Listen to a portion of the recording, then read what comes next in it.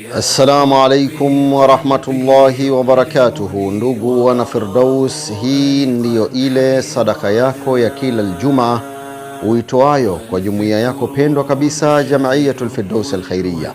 Nasi viongozi, kama ambavyo tuliahidi kwenu kuwa kile mulichokitoa kitafanya lile lililokusudiwa.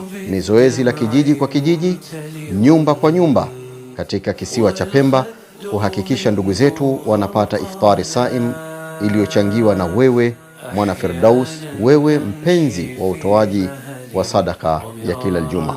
Alhamdulillah, tunamwomba Mwenyezi Mungu akulipeni nyote kila la kheri kwa michango yenu ambayo mulianza kuitoa kabla ya mwezi mtukufu wa Ramadhan na ndani ya mwezi mtukufu wa Ramadhan, na hii ndiyo furaha ambayo imeingizwa ndani ya mioyo ya ndugu zetu mbalimbali kwa kupokea hichi ambacho mmekitoa wana Firdaus. Tunamwomba Mwenyezi Mungu atuwekee katika mizani ya mema yetu haya tufanyayo, lakini pia aingize furaha katika mioyo yetu kama ambavyo tumeingiza furaha katika mioyo ya ndugu zetu hawa.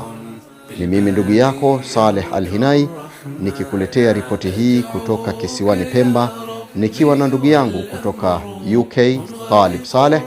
Yeye ndiye aliyekuwa mbebaji wa iftari hii kupeleka nyumba kwa nyumba, bila kumsahau mwenyekiti wa Al-Firdaus mzee wetu Sheikh Said Al-Khaifi, ambaye pia tulikuwa naye katika zoezi zima la ugawaji wa iftar katika kisiwa cha Pemba.